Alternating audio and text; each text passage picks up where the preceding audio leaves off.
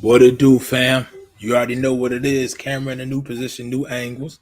Talking them things. Run, booby, run. This show about to run. Go ahead and end that intro footage there for you, Chucks.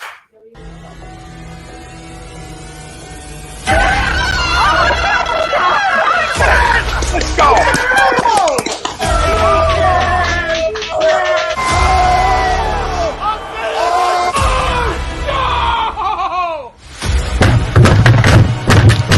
This ain't the fuck like oh, this Gegner, he stinks! Oh shit! It's gone!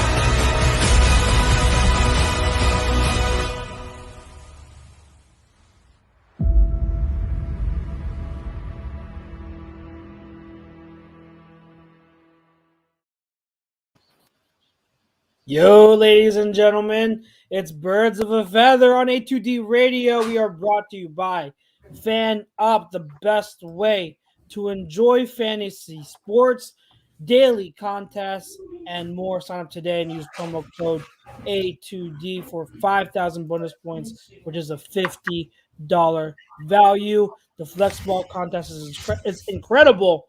Make sure you sign up before the Bills. That was last week. So just sign up before this Monday night game. Yes. And use promo code FanUp for your chance to win big this NFL season. It's your boy Chucks here and your boy Pete. What is good, my man? How are you feeling? How you doing? Man, listen, I can't call it another day in paradise. That's it. That's what I keep telling myself. I just close my eyes. I'm here in paradise. It is what it is. It's Another week in good old Eagles football. We are coming at you to talk Eagles football, to talk NFL football. And we're back this week, just like every other Thursday. But you know what shouldn't be back, guys. I say it every week. A wild and hairy bush. Latavia Poop with the help of our friends at Manscaped, the leaders in below-the-waist grooming. The fourth generation performance package includes the brand new Lawnmower 4.0. Do right by your balls and join the 2 million men worldwide who trust Manscaped by going to manscaped.com and use the promo code A2D to get 20% off and free shipping. And they are our sponsors for our poll question tonight, which is the Eagles should consider starting Gardner Minshew if Jalen Hurts continues to struggle. Agree or disagree? This is a good one. This is a good one. It's a good question. We're going to talk about that. We're going to talk a little bit about last week's Eagles Buccaneers game. We were on with you for the first half. We're going to discuss ending of the game. We're going to preview the Eagles Raiders game, and then we're going to give you our live reactions to the Browns and Broncos Thursday night football game. And that our first half of the show was brought to you by our doc, Paul Vidal. Find them in Burlington and Cherry Hill, specializedphysicaltherapy.com. All right, Pete. I'm going to ask you because in our little chat, we talked about this, and someone mentioned, benching Hurts. And I have a surprise. I don't know if I can say surprising, but the thing is, I've been talked down a little bit from where I originally was. But I want to hear what you have to say. If Hurts continues to struggle, Right. and I'm gonna give you an open time frame. I'm gonna let you determine whether it be for another half, another game, another few games. If he continues to struggle for any certain amount of time that you want to put down, should they bench him at all this season for Gardner Minshew? So you're asking me, should they bench him at any point during the season? Any point. However you want to spin it. If he continues to struggle, should they bench him for Gardner Minshew? If they feel as if they've seen enough of Hurts, then yes. And the reason why I say that is people may not like this, but Hurts and Minshew are not that far apart. They're very similar in age. They're very similar in salary cap. they have to make a decision to land on one or the other at some point, because like we've been talking about for the past 3 or 4 months, this quarterback draft that's coming out in this class is not nothing, not top 10, not top 15 players overall. None of them are quarterbacks. I mean, could you take a flyer one? Yeah, but has that really solved the problem? So I mean, yeah, it really depends. It really depends on what their evaluation long term is of Jalen Hurts. If they feel like they've seen enough, you know what I mean? So, I mean, I can see it at some point. If it's me personally, would I have seen enough already? No. That's the hard part. Like, we sit here and say through 6 games that they're 2-4 before they play even a snap. Could you stomach that? You would probably say, yeah, it would be hurt. It would hurt, but I mean, 2-4 is 2-4. When you watch it and you see it and you're in it and you see that they're in these games and it's plays. Now, don't get me wrong. Any given Sunday, there's always plays to be made in a football game, and there's always usually 1 or 2 plays that make the game go from being a loss or being a win, all the time. But when you see it so often, and when you're not seeing a lack of progression from either Nick Sirianni or Jalen Hurts, where you're seeing other players, the wide receivers starting to win their routes, like even Jalen Rager's not making the same mistakes as he was early in the season. He's not letting himself be pushed out of bounds on a boundary, things of that nature. So that's going to be growing pains. But when you see it from the most important positions, being the head coach and the quarterback, you're not seeing the change, then I can see it. I can't necessarily give it a time because it's not for me to set. Not for me to set. You know what I mean? If I'm Sirianni, I'll probably give it maybe to the bye week. But I mean, chances are, right now, knock on wood, barring an injury, Dallas is doing what I asked them to do. They just fucking keep winning. That's all I need you to do. Just keep winning. You know what I mean? Just keep Dallas, please keep winning, because I need you to put this division lead as far away from us as possible. Is that a violation to say, Dallas? No. Because people may say it's a violation because you feel like you're rooting for Dallas. I'm not rooting for Dallas in the sense where every week you need to be put in your place, Howie and Jeff. You need to fall from grace. This needs to be that last rung on that ladder where you guys were standing on the top in 2018, Super Bowl 52 in Minnesota, holding the Lombardi Trophy. You felt yourself so much from that top that the fall has been so hard, and you need to get out of this false sense of reality that you guys are just close. You're not close. And Dallas hasn't been, let's face it, I'm going to be honest with you guys. Fam, listen, we need Dallas to do Dallas shit to lose. Look at their drafts the last 4 or 5 years. Dating back to even 2016 when we got Carson. They've outdrafted us. They've out-schemed us. They've outperformed us in free agency. They've done a better job of marketing their team because they have the star on the side of the helmet. We keep fooling ourselves, and we should be, wouldn't say lucky, we should find ourselves gracious enough to that they do dumb shit and allowing us to be in games and allowing us to win.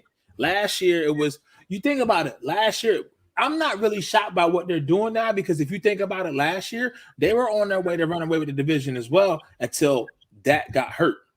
Once Dak got hurt, then that stopped everything. But offensive wise, yeah, the defense was giving them a lot of points, but the offense was still putting up numbers. They probably would have ran their way into a winning season or 8-8 last year, enough to win the division, right? With Dak and with that defense as it was.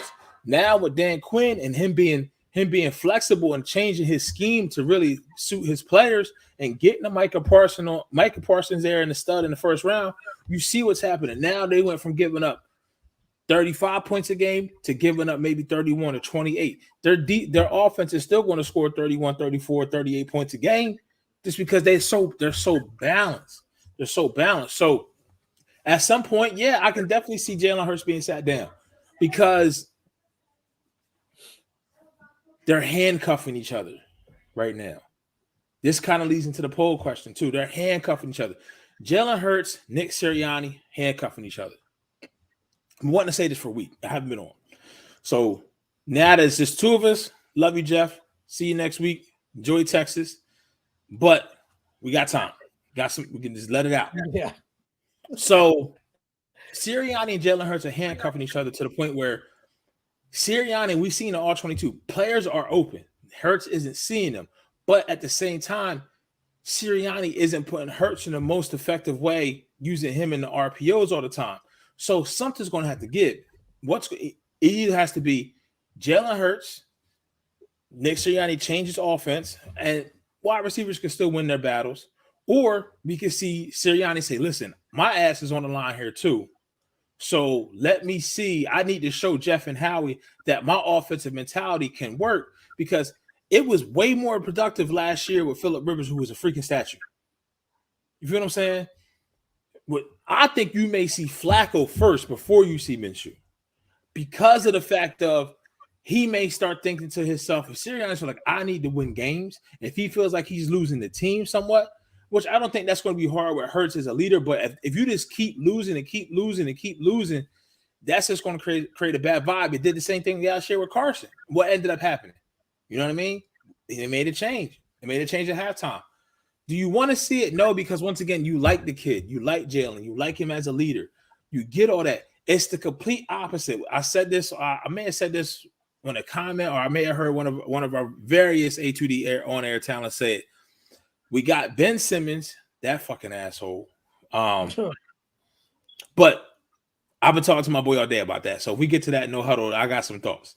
But you got Ben Simmons, who has all the potential in the world, sucks as a leader.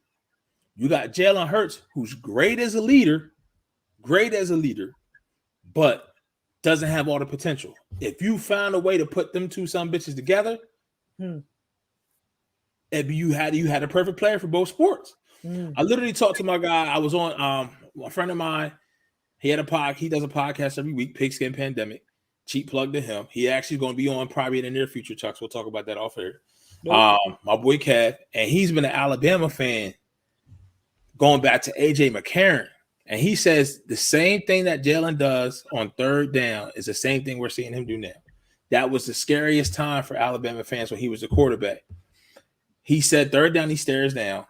You don't know where the pass is going to be. And this is the one thing I didn't know about Jalen, because we just haven't seen enough. And me and you probably share this same thought. We were concerned, dare I say, about his arm talent, getting the ball there, getting to where it needed to be, right? Now, from what we've seen, it's not just about the arm talent. I now got to question his decision-making. You see what I'm saying? And his accuracy, where he's putting the ball. I thought those things were in check. Obviously, a young quarterback, you expect to be an off here, throw there, off a throw there. But, man, now you figure lack of arm talent, decision-making. I won't say he's seeing ghosts, but he's taking his eyes off the progression, off his reads, focusing on the rush, seeing it come at him, and just making no anticipation. The same thing that Tom says about Sirianni in the field. We haven't seen that from Hurts in the pocket. You feel what I'm saying? Like, and that's the hard part. I hear so many people talk about, well, it's only 10 games, but how much time do you give the kid? I mean, listen, Tua has been playing in Miami, came back 329, 3 touchdowns, 2 of them to Jalen Waddle in London. They still lost the game because they don't have the horses on defense. They got injuries. But you hear trade rumors right now. They're trying to upgrade their position and get Deshaun and send Tua to Washington. So every team at some point, if you feel like you don't have the guy, they're always going to be looking. Every avenue, every opportunity they can find something better, that they can think they can find something better than what they already have. If they don't have any 100% equivocal faith in that person, then yes. And be honest here. What up, Will? William, Bill Middlebrook. Bill Middlebrook. Is he in Mass or Rhode Island or some shit like that? I don't know. Somewhere up there. Mass. But I think he bought some Mass. But if Howie Roseman and Jeffrey Lurie didn't give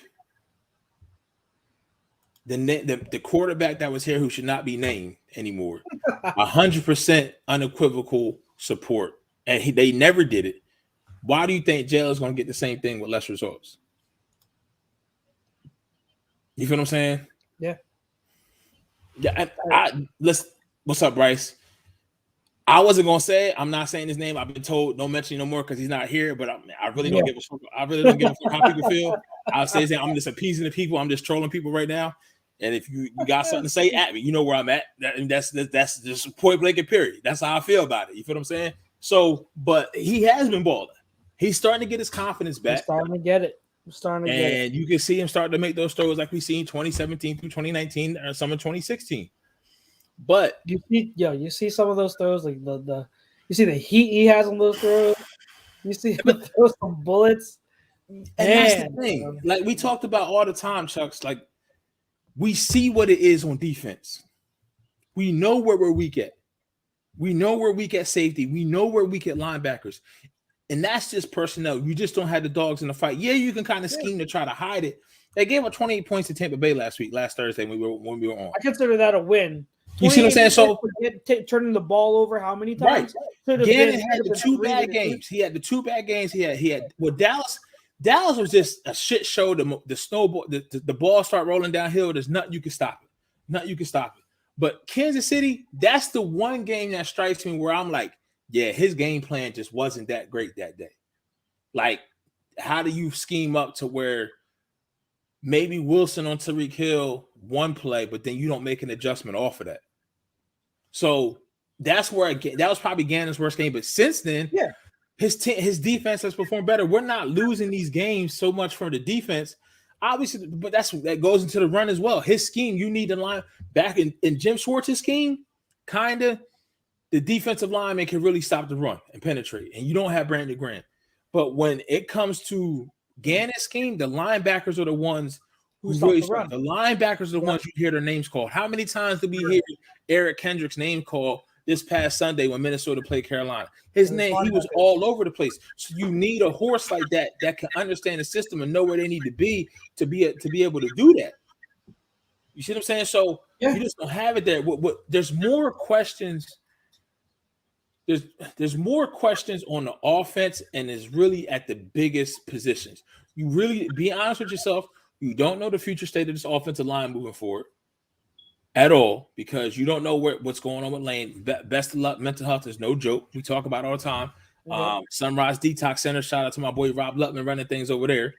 And I don't even know where the read is at, but I don't need it. You look up Sunrise Detox Center, local. Go see him if you got any help. If you know somebody who needs help, who's scared to say something, reach out to him. Tell him A2, tell him Tom sent you, A2D sent you, Pete sent you, Chuck sent you, and we sent you with love. Straight up like that. Got to deal with that shit. But I say that to say this. Now, Dillard's been a pleasant surprise. Yeah. He's probably been most improved because we really haven't seen the kid play. Right? I mean, he was hurt last year. Yep. And then when he did get drafted, Jason Peters, they had to bring Jason Peters back because he got hurt, missed the whole year. Yep. This is his first time really getting a consistent run, and he's doing all right. And if you got Mailata playing, I don't know what they do now. What do they do now? Now that Lane's back this Sunday, do we do this? Well, Mailata's at left. Mailata's at left. So Mailata's already back at left. So Dillard's back on the bench. Yeah. You just extended Mailata. There's no way you're benching him. That's true. I mean, that's true. So. But the good thing is what the thing is with the offensive line, why it's a concern or it's something that's there, but it's not something that's glaring, is because of the fact of you have bodies there that you can see maybe. You have possibles. Now, when you play spades and they tell you got big joker, little joker, you got two clubs, but you got six spades, but you got low spades, 2, 3, 4. You can start cutting books and clubs. But you don't know if that shit gonna walk because somebody else can have bigger spades out there. Simple as that. So it's possible. So when you look at the offensive line, you literally look at Landon Dickerson, Driscoll, Hervig. So you got other bodies that you can maybe they can be something. But when you look at the quarterback position, is this, bro? That emoji with the hand, I can't even get my hand in my other shot. Like, is this emoji? Yeah. See, my shoulder's too big for that shit. I'm too wide. I'm too wide for that. But essentially, that's what you have, man. It's just, I don't know. So, I mean, this poll question is definitely we can see in the comments with the fam. There's people on both sides. I'm seeing agree. I'm seeing disagree. Yep. And some people, like I know Greg, is just not He's not been a Jalen fan. Greg's leash is generally very short on most things that he does not. He's a very early evaluator. Very, very rarely does he double back on something. Like he says, I agree to the poll, but I also disagree to the poll. I understand the thought behind it. We want 17 games from Jalen, so the legal team can shut that. But yeah, I mean, that's what I'm saying. You'll see it if they're completely out of it. I mean, if we get in these next stretch of 5 games, I think they go what? They go Raiders, Lions, Chargers at some point, Saints at some point, and I'm missing the other team. That's 4, right? I'm missing another game. I'm missing the 15. Broncos, I think the Broncos is within the next 5 games too. So if they come out of this through 11 games and they're 3-8, 4-7, and Dallas keeps rolling, and you already 3 games behind. All right, if I'm not mistaken, 3 games behind. If you get 4 or 5 games behind, you already know 2-3 teams is coming out of the NFC West as it is. You don't have any room in sight for this team to make the playoffs, right? So that's when you got to have a hard conversation, right? Right now it's still early in the season, so when they go into these meetings, they're figuring out how can we win, how can we put the best 53 on the field, how can we do that to be able to see if we can make the playoffs, right? But when you get 4-7. And Dallas is say 7-4, 8-3, maybe 9-2. Dude, like, you hang it up. I'm not saying it's a lost season. I'm just saying it is what it is. All right, well, he said Middlebrook says he got to run. Have a great show. Thank you. Yeah. Thank you. So, what does Povia say? Post. I don't know why I get closer to the screen like it's right here. Like I'm not. I already got extra help with these glasses. I still can't see. Random questions for later in the show. Who's the best? Okay, we'll get to that. We'll get to that. Good question though. So, wow, you went like 15, 16 minutes straight. Good job. I tried. So a lot to unpack. Here's the thing. Mm-hmm. I originally was of the mindset of you just play Hurts, like you don't bench him. Mm-hmm. You play him because you have to get him to play as many games as you can so that you can not only have him develop as much as possible, but just what everyone's saying, you can figure out what you have in him. And I've been of the mindset too that it's going to take more than one season. I've said it here before. Giving him only one season doesn't make sense to me. Unless he's like absolutely horrible, like absolutely pitiful. He can't do anything, kind of bad. There's no sign of hope. Then obviously 1 year and done. But if there's any sign of hope that he can develop, you keep giving. You have to give him more than one season, and it doesn't matter whether you believe in him or not. Browns just scored, by the way, opening drive. Whether you believe him or not, like, it's only reasonable to give him more than one season. Mm-hmm.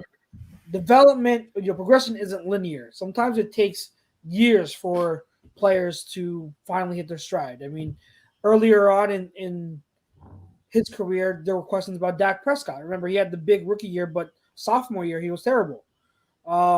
Russell Wilson wasn't that great his first 2 years. I know I'm not. It makes it sound like I'm comparing Hurts to them, and I'm not saying he has that type of potential. Which is what makes it harder to believe in him, because he doesn't have that kind of upside. He hasn't shown you those flashes like they did. You know what I mean? So I get that, and I totally understand. I'm just saying that, like, even if he can develop into someone who is like a top 10 quarterback, you got to see if he can. Also, you got to consider the fact that next year, like what you said, there's no one in the draft. Who are we gonna draft? Like, I haven't done any scouting, but to everyone I speak to that follows college football and the draft, there's really no one in the draft at quarterback who's worth taking. So I don't feel like wasting a first round pick on a bust. I totally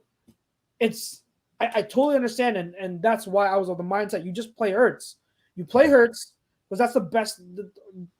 That's the best you can go. And plus, you know what you have in Flacco. You know what you have in Minshew. You know that neither of them are franchise quarterbacks. But thing that's to that point though, Minshew has shown you more, and he has won more games than Jalen. he has, but again, the point is to find a franchise quarterback. That's the point. So you know Flacco and Mitchell aren't it. Do Right. we know Hurts isn't it? What makes Hurts be able to exceed the upside or the ceiling of a Minshew is that Hurts' intangibles are through the roof. So you can believe that he is going to reach the highest potential that he can be. The question is, what is that potential? So we don't know for sure if he's good enough to ever be a franchise quarterback. That's what we're trying to find out.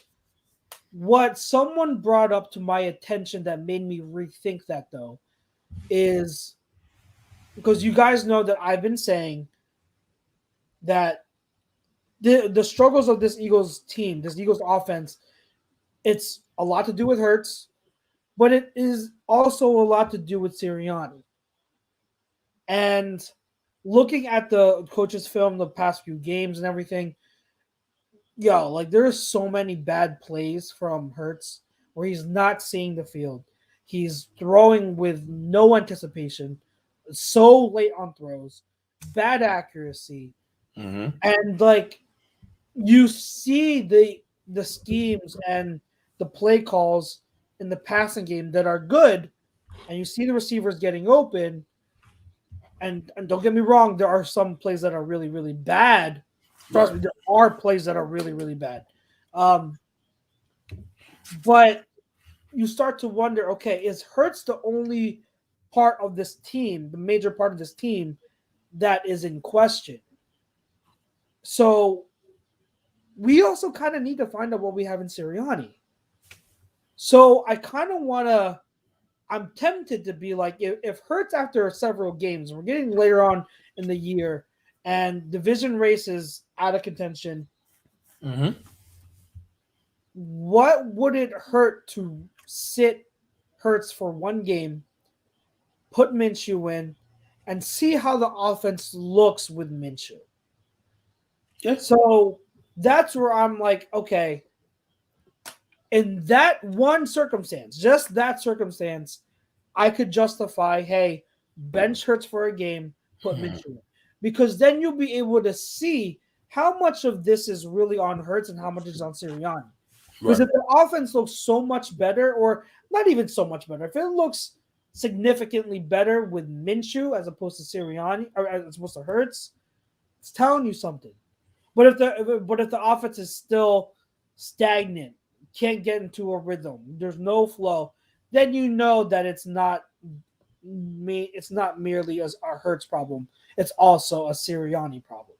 Yeah. So in that specific circumstance, I would be okay with benching Hurts for a game or two, or whatever it leads to see what this offense can do with Minshew, because Minshew, like you said, has shown the ability to be a quarterback, and move an offense. He's made plays. He's a good backup quarterback. He's made several plays in Jacksonville. And so that's where I'm at. I don't think there's a wrong or right answer. This is one of those poll questions where it really is, it could go a lot of different ways. And I understand what some people are saying, and I understand what other people are saying. And I don't think anyone's wrong. And that's kind of what makes this situation so sticky. And it's so difficult because it's not just Hurts. Right. It's not just Sirianni. It's also personnel. And it's, the big thing is out of this year, we have to see who, what weapons are part of our future and what weapons aren't. So that's where I'm at. And I do not think that putting all the blame on Hurts is fair, because it's not. And I don't think that putting all the blame on Sirianni is fair. They're both, to me, right now, from what I say, they're both equally at fault. They're both equally at fault. That's why I said that's why I said that they're Chinese handcuffing each other. The finger handcuffs. That's where they are. They need to come together instead of pulling themselves apart, because the farther they pull themselves apart, the more they put themselves in harm's way. I will say this to everything you just said. I don't like that because of the fact that we're only going to continue to start Jalen Hurts because we know we feel as if we don't even have a glimmer of hope as a better option. You're just doing it because the QB draft stinks and you feel like you can't go make a move. If this organization has shown you anything, is their leashes on quarterbacks and what they feel is in the level to the quarterback play that they want, he's not hitting that. And if he doesn't hit that at 17 games, he's not going to get another chance, in my opinion, based on what I've seen this regime do. And the other thing, going to Jalen's development from he threw the ball better his last year, his only year at Oklahoma than he has in any 2 years and 10 games that he has with us, whether it be under Doug Peterson or Sirianni. Like we said, there's plays that need to be made. And Sirianni himself had, like, once again, I go back, he had Phillip Rivers, who's a freaking statue. You know what I mean? As a quarterback, he didn't have a running quarterback last year, so he ran the ball, and that is more balanced. And then this is another thing I don't think it's taken into account. Yes, while Sirianni has been around the NFL longer, Sirianni is farther behind the curve than Jalen is as a quarterback, and I say that because of this. Jalen had games last year as a quarterback where he was a starter, right? 4 games. Sirianni hasn't had any games as a head coach, as a play caller, at all. He has 6.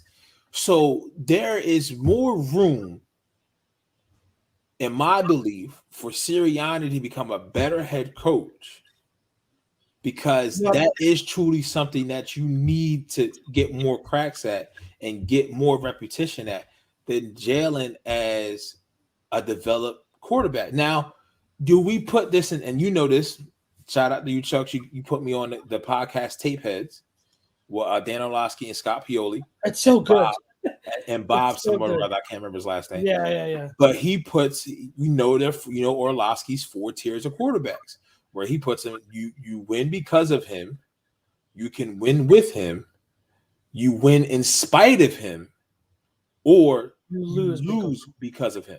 That's a scouting thing. Like when I was in scouting academy, that's when you talk about a player evaluation, that's the final. That's part of the final evaluation is those 3. Well, in scouting academy it was 3, but Orlovsky pretty much put it to 4. He put that he added that very last one, which is a good one. Yeah, those quarterbacks you got, like Blake Bortles, you lose because of them. Right. Those type of quarterbacks. But yeah, that's how you determine the tiers of talents. Yeah. But go ahead. So I'm going to ask you, what do you think realistically those tiers, just using those tiers, and fam in the comments as well, Kayvon, Rob, if you're still rocking with us, Bailey, you just joined us. We'll get into the Eagles-Raiders game in a little bit. We'll preview that game. So stick with us. Thank you for rocking with us. If you're in there on YouTube, pound that like. Facebook, hit them likes, share everywhere share it to everybody we appreciate that. But just using those tiers, fam, once again, I'll go through them again.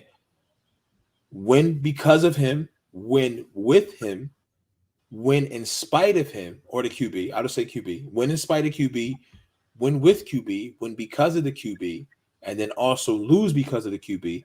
Give me your realistic ceiling for Jalen Hurts and your realistic floor.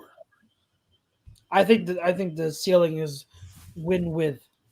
I don't think Jalen's ever going to be the type of quarterback you win because of.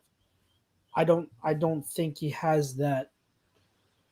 I think there will be games where he does come up with some big plays because of his athletic ability and because he's such a good leader. Like he'll have some games where he pops, but overall he's not the type of person or player talent that I think a team can win because of.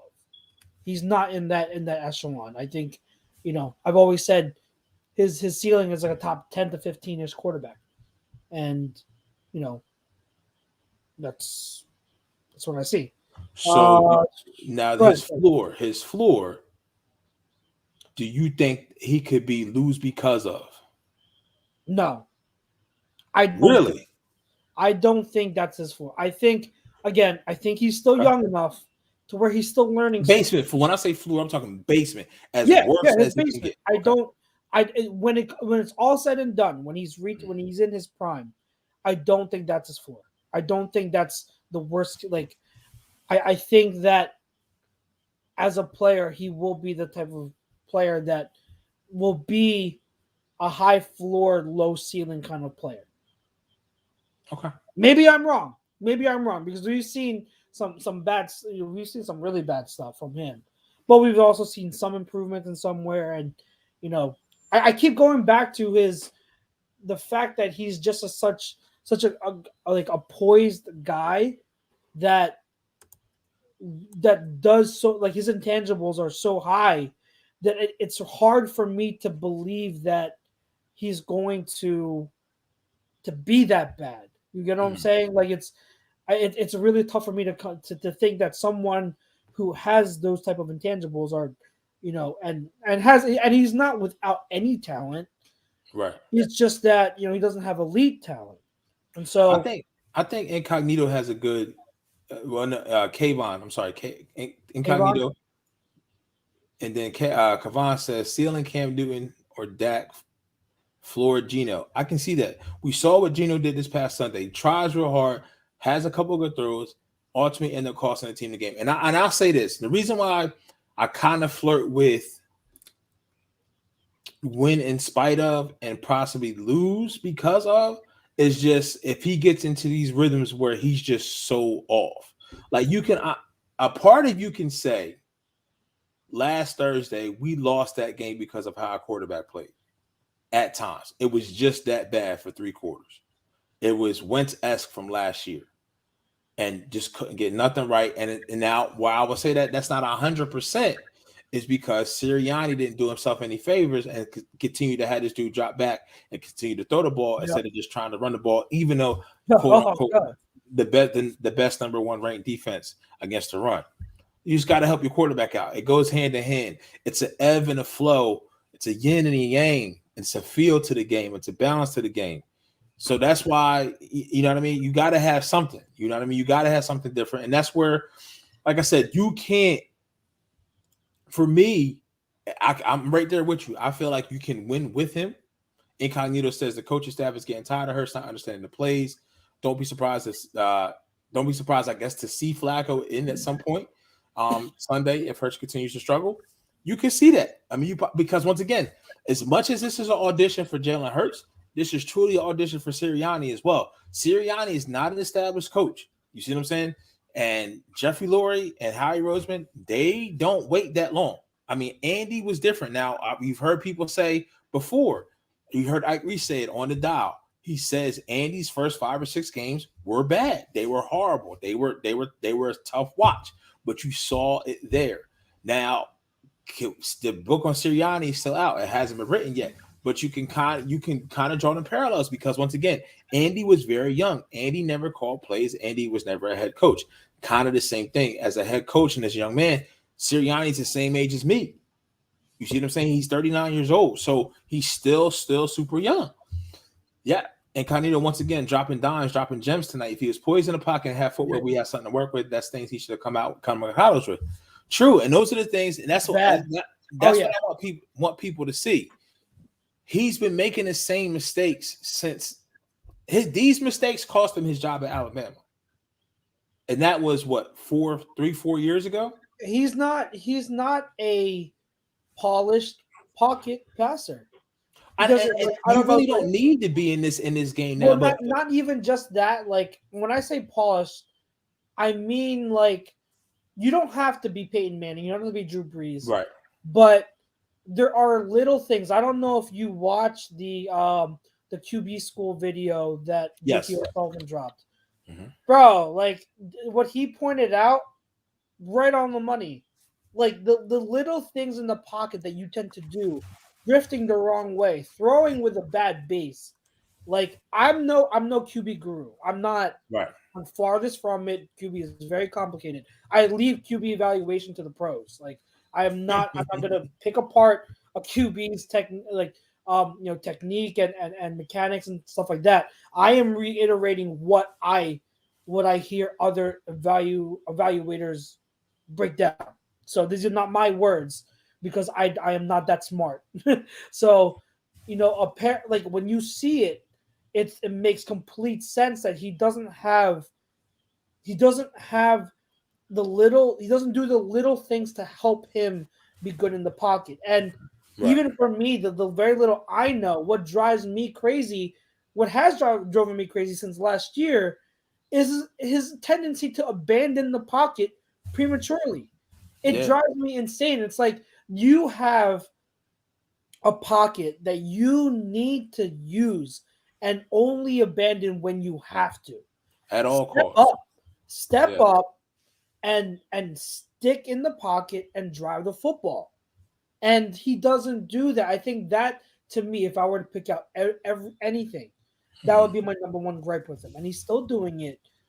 And there are times when he's not. I think the frequency and volume to which he does it has dropped, but it's still at a way too high of a level. And it's costly. It's costly, and you compound, and it's the biggest times he does it are on money downs, third down, fourth down. How many times have we seen it this year where it's a big down, and he does that? Like he's in the pocket, and then he bails to his right. He bails to his right, and it's not. He has to stop. He has to stop doing that. And then when you compound that with all the other stuff, Right. it's very alarming. And here's the thing I'm going to say about Sirianni and about what would be interesting if we saw Flacco or Minshew. Mhm. This offense, I think we would all agree that this offense right now, the way it is with all the RPOs and zone reads and read options, it's tailored to Jalen Hurts' skill set. It's tailored, but it's also tailored to what Sirianni thinks he can maximize Jalen Hurts' skill set. Yeah. It's tailored to what Sirianni believes would be best for Hurts. Now, if you switch quarterbacks, would that change? Would we see Would the RPO change? Well, not just RPOs. Would we see the RPOs are going to stay because Reich ran RPOs with Nick Foles. Nick Foles is a statue, and so the run pass RPOs are a matter of, am I handing the ball to the running back or am I passing it? There's no option for the quarterback to run it. All right. So that's not, we're going to see them, but would we see them to a less capacity? Would we see less zone reads? And would we see less speed option? Because what the biggest gripe I have with Sirianni right now, and I think it's an obvious one, is he thinks that running the ball on those calls is enough of a run design, a running game. That is so bad. That is that's such a bad mindset to have, to think that, okay, I could have a sufficient enough running game if I just call RPOs, zone reads, and read options all game and let the QB decide. No, that is not a good thing to do. Not at all. Not at all. So my question is, and what I'm pondering, if you put Flacco or Minshew in there, would we see less? Obviously, Flacco and Minshew. I know Minshew couldn't run a little bit, but would those read options where it's either Hurts gives it to Sanders or he runs it himself, and would those read options, the speed options, would those go out the window? Because if they do, and then we call more traditional run plays, that would help the offense. Yes. You have a more traditional pocket passer. Would the offense become more traditional and more balanced? I don't know for sure. Because again, I don't trust Jeffrey Lurie. I think Jeffrey Lurie is the puppeteer here. I think that he's the one pulling the strings overall and is saying, we're winning with the pass, no matter what. And I think, unfortunately, Sirianni is the puppet.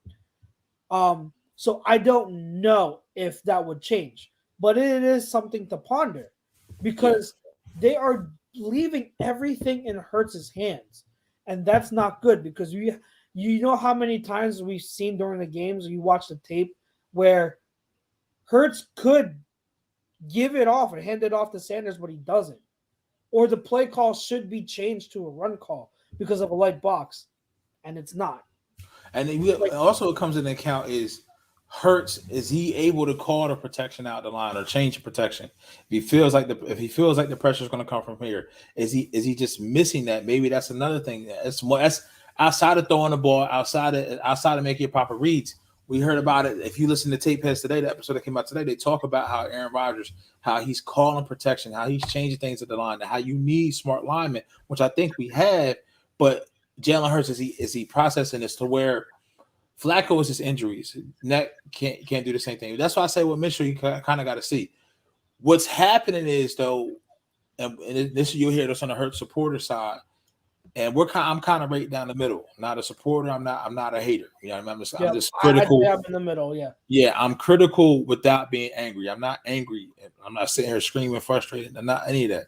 Just being analyzing what I see, being critical of them. Where I go into this handcuff is the fact of we hear about plays are there to be made, right? So we hear it, but we also understand Sirianni isn't doing his best job of helping Jalen Hurts. He's not doing him anything real as far as running the ball. That's not helping him. Under center, help him. Just don't give him the option for RPO based on the light box. Let your running backs who are talented make a play, make a man miss. Use your offensive line. You have a good offensive line. Get them to push somebody to fuck around. So we all can see that Sirianni should run the ball more. He should become more balanced, which will help Jalen Hurts. My problem is, okay, so you don't have a lot of everything to go off of, right? Because it's not a good sample size. But this is the caveat. When Jalen Hurts does have it, and there are plays to be made, and he makes the right decision with the ball, and he makes the right read, and he goes to the right route, balls underthrown, balls overthrown, balls thrown to the other team, or ball has no freaking chance to be caught. You see what I'm saying? So you have to take it. You have to take everything into consideration to get that bird's eye view when you're looking and encompass everything. Because yes, check. We know Sirianni's not doing better at running. He needs to do better running the ball.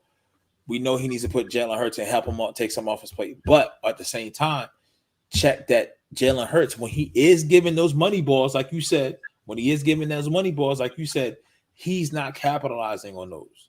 So it just makes it exacerbates his flaws that much more because of the fact of when there are so few and far between chances to where we have good quality reads to go off of, but the throws aren't there. You know what I mean? Yeah. Like his best throw from last Thursday was his throw to Devontae Smith over the middle through coverage, and that's what I don't think so. I think that was a really good throw. Here's why I don't like. Here's why I think the throw to Quez was better on the sideline. Remember when Quez tiptoed? You talking about when he dropped it in there? Yeah, he dropped it in there. He had high low. He had that cover 2 high low look, and he threw it over top. This is why here's why I like that throw better than the throw to Devontae, which I'm not taking the actual. I think we may like it, but I think you like it for a different reason. Go ahead. The actual throw to Devontae was great. I loved it. If you look at the play, he's late. He has an easier throw to Reagor right down the seam in the middle. Reagor is wide, like there's no one around him. And oh wow, Cortland Sutton. Jeez, nice grab. Fantasy. Hurts doesn't look his way for some reason. His eyes are glued to Devontae, and he throws to Devontae, which is a much more difficult throw. Now he gets credit for making it, so I don't want to take anything away. But you're saying it was better reads out there. There was a better read in the middle of the field to Reagor, wide open, absolutely wide open. The throw he made to Quez on the sideline where Quez tiptoed, that was a dime. That was a good play where Hurts actually did need to run because there was pressure, and he made a phenomenal throw on the run. And so that to me was the most impressive throw of the night. But let me tell you, because I know that because Incognito watched the video of JT O'Sullivan did. We broke it down too. What's funny is JT O'Sullivan stopped because he couldn't watch anymore. He didn't even break down the plays that I had written down in my notes that were bad. There were, and I'll go if anyone else wants to follow along too, and you can see there were 5 glaring plays that I wrote down. And I'm like, what is Hurts doing? So the first one was in the first quarter, the second possession where we punted. It was 3rd and 3. He should have thrown it to Miles or Devontae. Devontae was open at the bottom of the screen. Miles was on the check down. He would have the first down, but he tried to fit it in a tight window to Ertz, and it was batted down. Second quarter, third possession where we punted, another 3 and out. 3rd and 5, the pass was incomplete to Gainwell. Such bad pocket movement. Remember, it was the Gainwell where he tried to throw it deep to Gainwell. Yeah. Gainwell, I believe, he was either lined up in the backfield or he split out wide. And for some reason, Hurts decided to just not set his feet. Like, he was so jittery in the pocket, and he was late with the read again. By the time he did decide to throw, he threw out off a bad base, and it was as we saw, an incomplete pass to Gainwell down the field. Third quarter, first possession, which we punted, 3rd and 6, was incomplete to Devontae. Bad ball placement, first of all. It was a comeback route. He throws it to the inside shoulder where the defender is instead of the outside shoulder on a comeback route.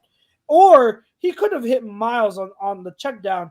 Miles was open. He was running an outside route check down. He beat the linebacker like he juked. I forget what linebacker that was, but he lost him.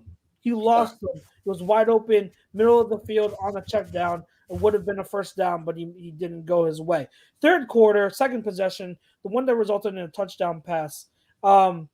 He misses a wide open read to Ertz. This was the weird one. I think this was the one where Gainwell did an orbit motion. They faked the pass to Gainwell on the left side. Okay. Hurts looked through progression through the middle of the field.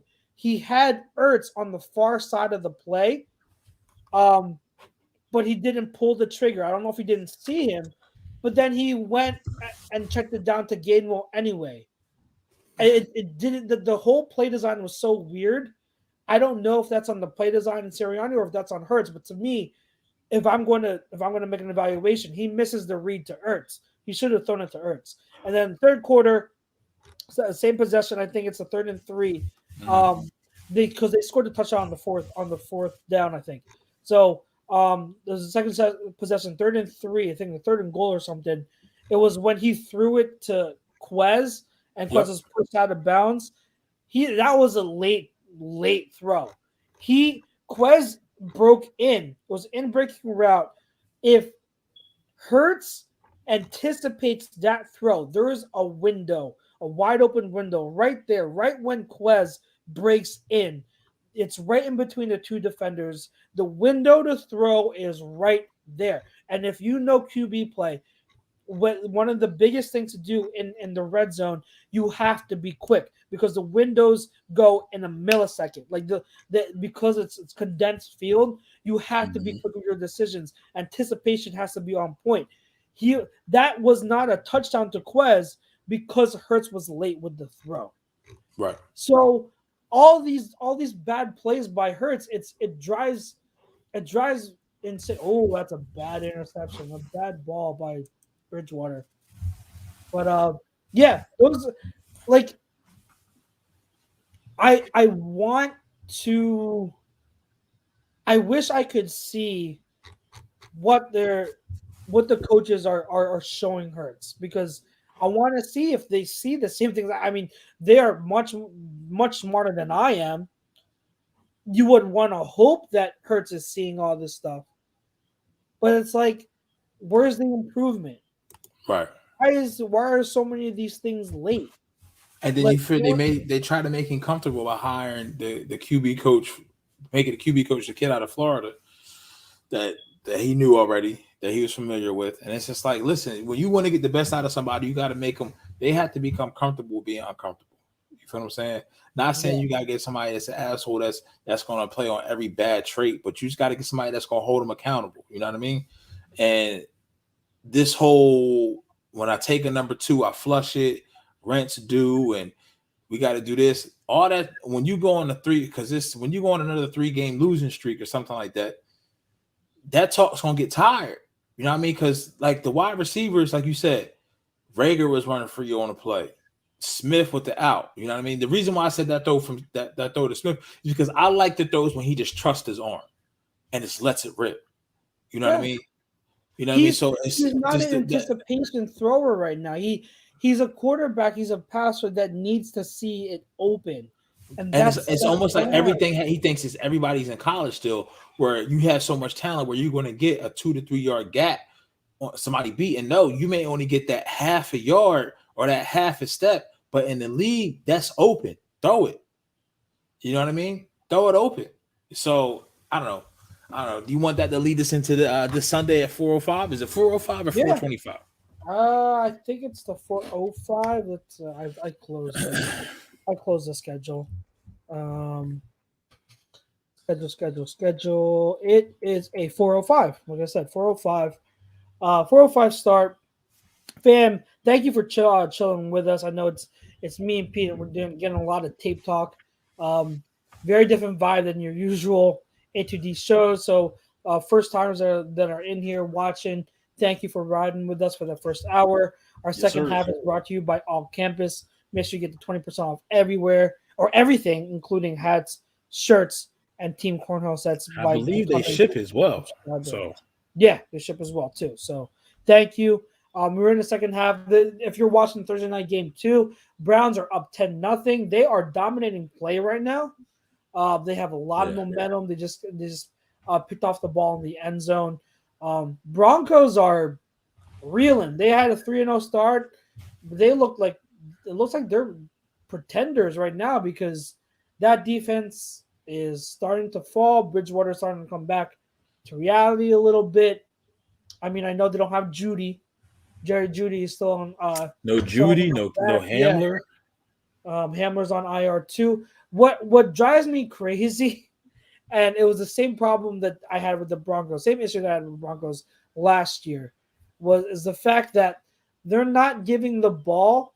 They're insistent on doing this 50-50 timeshare at running back when they're not giving the better ball carrier enough touches. Last year, it was with Philip Lindsay. Yep. They were insistent on giving the ball a lot to Melvin Gordon, who is a solid back. Melvin Gordon's a solid back, but Philip Lindsay's a better natural runner. But I guess Gordon's more versatile and a better. And Gordon's also he's getting paid more. Yeah, so they give him the ball more. This year, your boy, it is clear as day that Javonte Williams, the rookie, is better than Melvin Gordon. It's so obvious. Yeah. But yet, it's still a 50-50 timeshare. Melvin Gordon gets all the meaningful reps. It's maddening. But if you're in fantasy and you have Javonte Williams, I hope that you are holding on to him, especially if you're in a keeper or dynasty league. I am telling you, Javonte, buy low right now.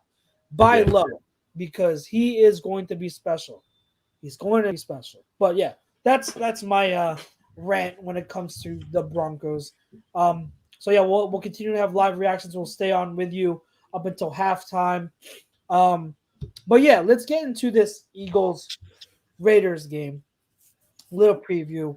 So where should we start? Where do you want to start with this game? Well, I mean, let's just talk about the mindset of the Raiders right now. They just had obviously see what happened with Gruden.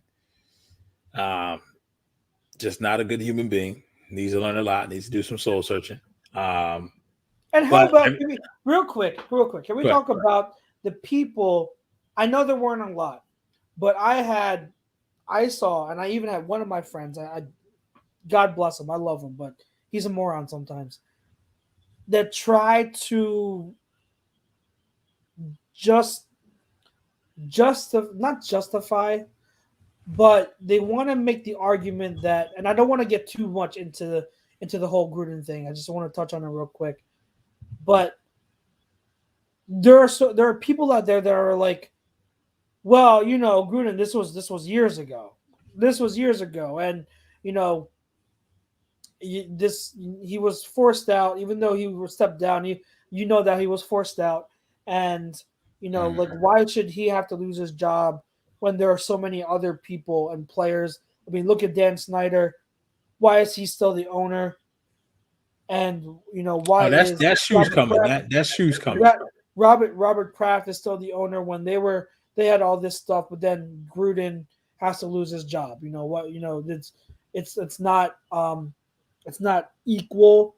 It's not about accountability and all that. Like, can I just say that just because Snyder, who is the owner, by the way, so it's not like he can get fired. Right. That's one difference. Just because Snyder hasn't gotten his just due yet, that doesn't mean that Gruden shouldn't be punished. Like, just because one person or there's one case that justice hasn't been served or whatnot, that doesn't mean that everyone else should get off the hook. Like, Gruden had to go. There was no other alternative. Gruden had to go. And it doesn't matter that these emails were that long ago. Back in 2009, 2011, whenever they occurred, was Gruden a 15-year-old kid in high school? Yeah. No. He was still an adult. He was an adult. So as an adult, are you sending out those emails? And like, if you're sending out those types of emails with that kind of language, and saying that kind of stuff, how is that justified? It's not. And everyone's like, oh, I bet you if you looked at other emails, you'd find stuff. Okay, sure, go ahead. But for me, I don't know about you, Pete, when I'm in a workplace, there is no way I'm sending those types of emails. There's no way that I even say those kind of stuff. That stuff would never come out of my mouth. So I don't understand how people justify that in that way. But Gruden had to go. There is no doubt about it. Gruden had to go. And it wasn't just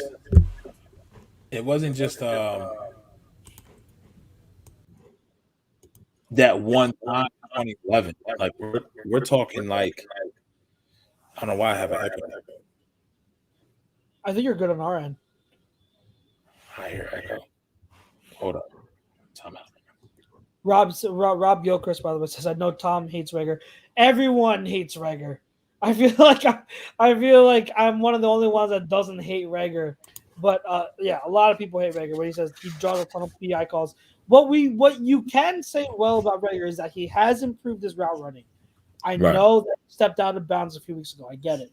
Yes, and blah blah blah. He's still not perfect, but he has improved his route running. And man, is he drawing attention over the top. He is. He's drawing attention over the top. Him and Quez are doing a good job. So just because they're not getting a ton of catches, don't let that mask the fact that Quez, I will say, I think Quez is playing better right now than Rager. So I'll say that. But both of them are doing a decent job. They're not their production doesn't match what they're doing on the field, is what I'm saying. Right. So what Gruden, it was always talk about the pattern of behavior. So he developed a pattern of behavior to where he felt he was speaking to somebody, and he was speaking to his confidants and people of like mind like him. So he felt comfortable in that environment to use that language. So he definitely had to go. Like I said, with Daniel Snyder, the other shoe hasn't dropped yet. There's still more to come throughout that whole investigation. They haven't released the results yet. So changes probably will be coming. But like somebody said, now with Chucky gone, you can just get rid of all that drama. And I think his name is Rick Pasaccio. He's been a coach. He's been a special teams coach. And there's one thing I say about special teams coaches. Special teams coaches are loved by offensive, defensive alike because they have both type of players on their team. They have to deal with every specialty of a team, whether it be offense, whether it be defense, whether it be linebackers, whether it be safeties, whether it be wide receivers. All the guys who are not getting on the field or only seeing 5% of the snap share are generally playing a lot of special teams. So they're going to be very well respected because they have to deal with a lot of different personalities to achieve one goal. You know what I mean? And that's a kickoff or protection, what have you. So everybody has to be on the same accord to accomplish a goal. So they went into Sunday against Denver in Mile High, whatever it's called, in Best Field, whatever it's called now. And a lot of people have written the Raiders off. They've written them off. They said no. But if you really think about it, pen to paper, outside of certain areas, the Raiders are just a more complete team, especially on offense. And look what happened. They won the game. So you're coming into a team in the second week, the first home game back this Sunday, that is probably 2 weeks ago. You think the Eagles have a really good shot to win this game? I mean, Kenyon Drake is starting to come on. They're starting to use him more because John Gruden, we've seen it in Tampa Bay. Sometimes he would do stupid shit on offense for whatever reason. Not sure. He would just do dumb stuff. So they're using Kenyon Drake. They got Josh Jacobs. Henry Ruggs had a long touchdown. I mean, you got Darren Waller. He had a quiet game last week against Denver. So I'm in this game. I mean, I'm really looking at the Raiders to continue to do what they're doing. They're decent on defense. They have a decent secondary. John Abrams out there flying around like a chicken with his head cut off. So you have that. It's good. Really, you don't know what you're going to get from the Eagles. They had 3 extra days rest coming into this game, right? So what Jalen do you get? What game plan do you get? I'm at the point now where I feel like the defense is going to give it its best effort. I think that's the better coach side of the ball right now. Execution-wise side of the ball is the defense. But you don't know what you're going to see. I'm not expecting them winning this game. No, not at all. Because when they lose ugly and when they need to make money plays to win a game, put it like this. Week 5, Carolina lost that game more than what we won that game. Oh, yeah, absolutely. And anybody who wants to sit here and tell you something different, no. Carolina lost that game more than we won that game, and we took that game from them. Yeah. Sam Darnold turned into New York Jets Sam Darnold all over again. He turned back into what I always call him, and that syndrome from the first Incredibles. That's exactly what it is. If anything, our defense kept us in it enough for the special teams to make a play, and then yeah, absolutely. Yeah. So, I mean, that's kind of where I'm at. I expect it to be a high scoring affair. I don't even know what the over is, but I'm probably sure it's probably like 44, 45. I would bet the over in that game. Jalen Hurts is always going to be a good fantasy quarterback because he's always going to give you garbage times, and he's always going to give you those legs.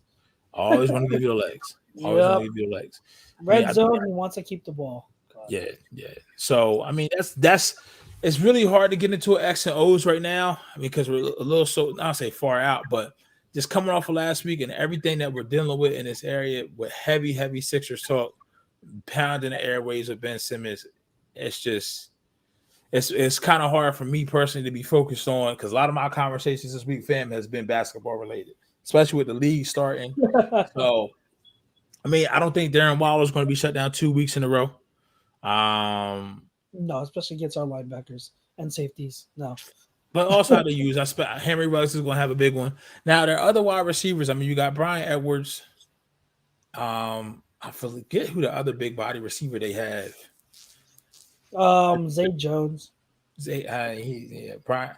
That's the one thing I would say this offense, the Eagles offense, is missing. Outside of the question of that quarterback, but skill position wise, I definitely think we need a thicker body wide receiver. More of an A.J. Brown, Brandon Ayuk-esque type of receiver. Hey, Tyree Jackson just got his practice window came up. Oh, that had to play into the Hurts trade. I saw NX 750 Gaming a while back asked for Ertz. Did we get it? Do you like the compensation we got for Ertz, or do you think we could have got a comp pick better? To me, that is what it is. It is what it is. Should they have traded him before the draft? They probably got more, yeah. But once they found themselves in that position, they brought him back after the draft, and his trade value was so low. You kind of got an experimental quarterback, cornerback, and Tay Gowan out of UCF, 6'1", I think, long, rangy athlete. And you got a fifth round pick. So I mean, and they gave him a swan song. You know what I mean? They gave him a swan song. They did right by him. Yep. Very integral part of this organization for the past 8 years. He was drafted in 2013. One of Chip's guys. Listen, y'all can call him what the hell you want. Bitch, he knew how to draft for the most part, outside of Marcus Smith. I remember we drafted him when we still had prime Brent Selleck, and people were like, "Why are we drafting the tight end?" Right. This is why you don't draft for need in the draft. You just draft talent because you never know. You just draft best available talent. You don't draft for need. So Kayvon coming in with the hate. He says, "I hate Brandon Ayuk." Be patient. Be patient. Yeah, he's coming. I know fantasy wise he's not putting up the numbers, but if you watch the film, right, he's coming on. Like there were a lot of really bad passes by Trey Lance, in their last game. Sunday, right? Last 2 Sundays ago, yeah. It's Ayuk has had a bad start to this season, but he's coming on. I'm telling you, Kevon, be patient with Ayuk. But what I will say also is Debo is tearing it up. And 2 years ago, I was laughed at for saying Debo is going to be a star. And now look at him. He's the top 5 in receiving yards. He's tearing it up. After last year, he was hurt. He didn't stink last year. He was hurt. And now he's healthy. He's on the field. He's tearing it up. So I want to know who's, am I still crazy? Am I still crazy when saying Debo is going to be a star? Am I still crazy? No, I mean, and I think the only wide receiver out of that draft that I said that would be as good or better than him was AJ Brown. And AJ Brown, this is the year for AJ Brown to be hurt. He's been banged up by food poison and soft tissue injuries. Yeah. I don't know if people remember, if anyone was listening to Birds of a Feather back when it was still only me and Chrome. But me and Chrome wanted Debo that draft. We wanted Debo to be the replacement for Nelson Aguilar.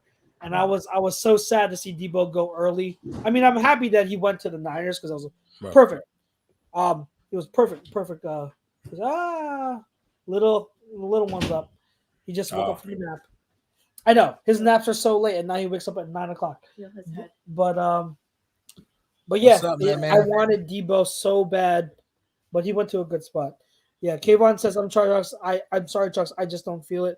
I get it. That's fine, but I'd say if you have him in fantasy and that's why you're aggravated, just be. I mean, also, don't try to trade him because you're going to get nothing for him right now.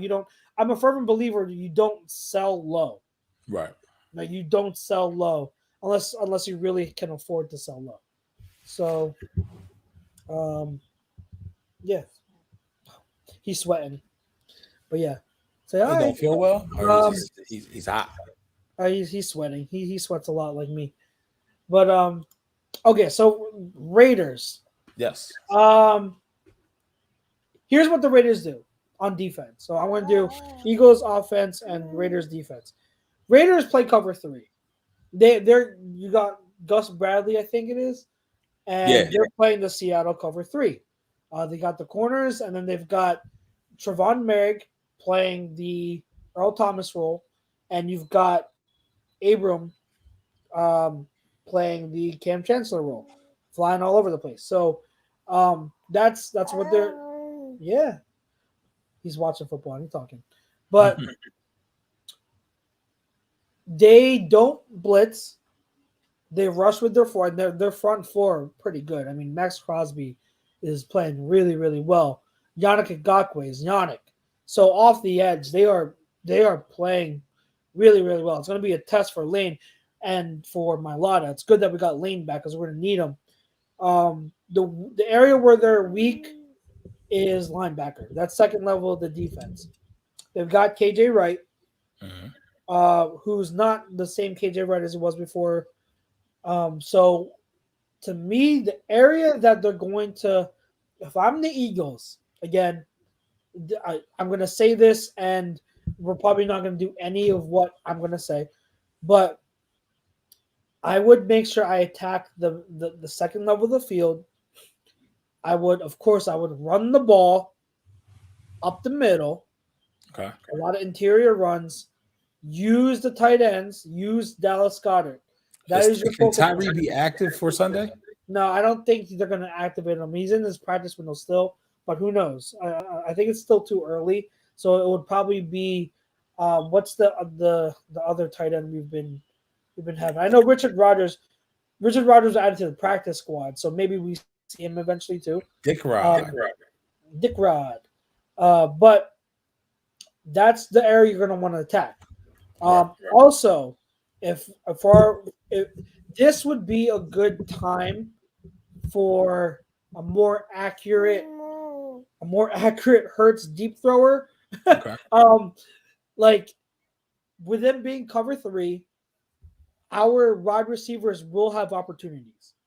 They're going to have opportunities deep. So I would like them to take their deep shots. Hurts just has to be better. Hurts just has to throw it earlier. Stop waiting and waiting and waiting. Throw it early.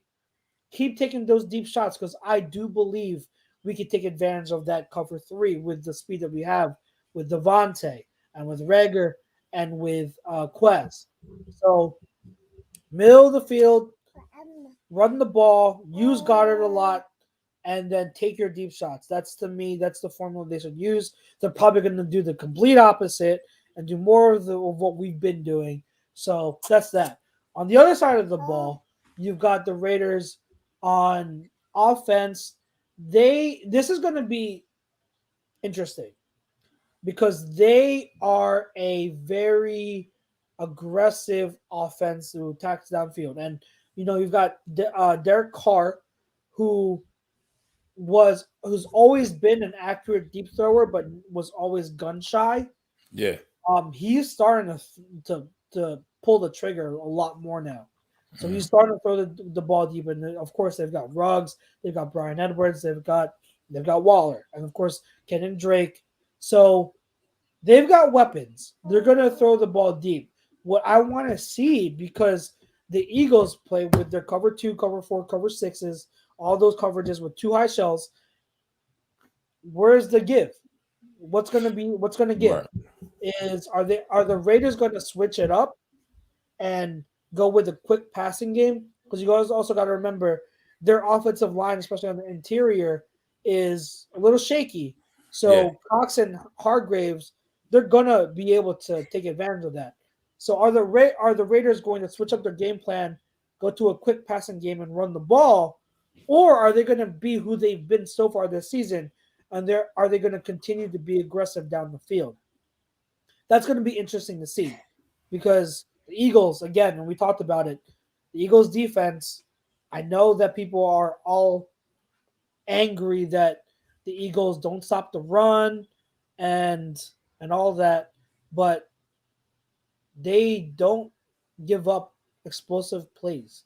Right. So, that's the give and take. Jim Schwartz's defense, they stopped the run, but they gave up so many big plays. Yep. Gannon's defense, we're not giving up big plays, but we can't stop the run because we don't have the linebackers. So we'll see. It's going to be very interesting on defense for us to see how the Raiders choose to attack our defense. I'm curious. I don't know what I would do, because on one hand you have the Raiders. It's like, we're good at this. We're going to keep doing it. And hey, maybe if they keep, maybe they're able to beat our corners and our safeties. Right. Cover 2. They have the talent. But then, or maybe they're saying, okay, we're going to change it up because this is what the Eagles defense is going to give to us. So I don't know. We'll see. Should be interesting. I'm not going to say it's going to be fun. I think we still lose. I think the Raiders are playing motivated and loose. Like, I forget who said it in the chat. They're playing motivated and they're playing loose. They're a talented bunch or confident bunch. I think we're going to lose. I don't think it's going to be a shootout. I think the Raiders are going to score a decent amount, maybe 20 something. I think the Eagles are going to score maybe in the teens. I don't know.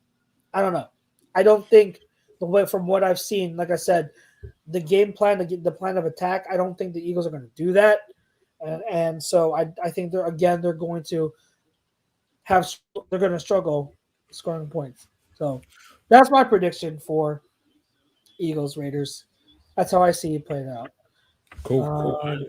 So we got about 2 minutes left in the first half of Browns and Broncos, and it's 10-0 Cleveland, and it looks like they're about to kick another field goal. So it's not, you haven't missed anything. So I want to let's hit some no huddle, but give the fam the no huddle tonight. So I know You want to go back to Povia's first question? Oh, who's the greatest Eagle? So he asked, I'm trying to find it. Yeah, he asked like 3 different questions, and it had to do with, there you go. Random questions. Okay, so who's the best Eagle of all time? Who's the worst? That's interesting. Who's the worst? And who's your personal favorite? Best Eagle of all time, I think we can agree it's Reggie. I think that. Would you agree, Reggie? Who would you say if it's not Reggie? Well, are you just saying best as far as the best at his position all time? Yeah, I guess. Like who's the if you're looking at best his position all time, where he would rank at, then you would have to say Reggie. Yeah. Who else would you consider? Probably my personal favorite, which is Dawkins. Dawkins? Yeah. I think so. I think so too.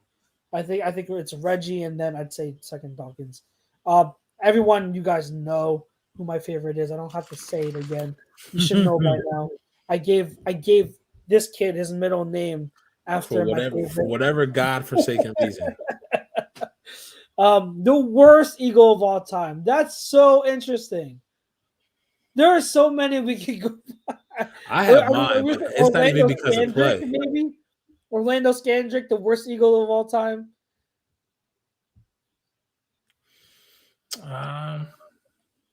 That's a good one, Incognito. Incognito says best Jerome Brown.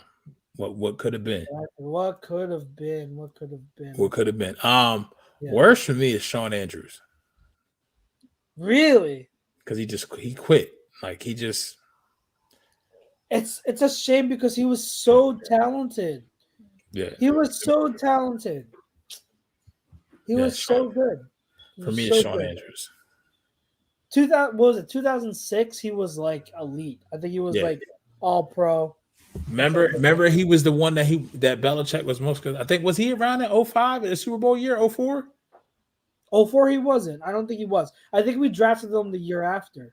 I could be wrong though, but I don't think he was on the roster for the Super Bowl year. I remember, and Denver just blocked the field goal, so it's still 10-9. So Cleveland doing Cleveland things. But no, I think I remember Belichick was asked a question like, "Who do you fear the most in our offense?" And he was like, "Sean Andrews."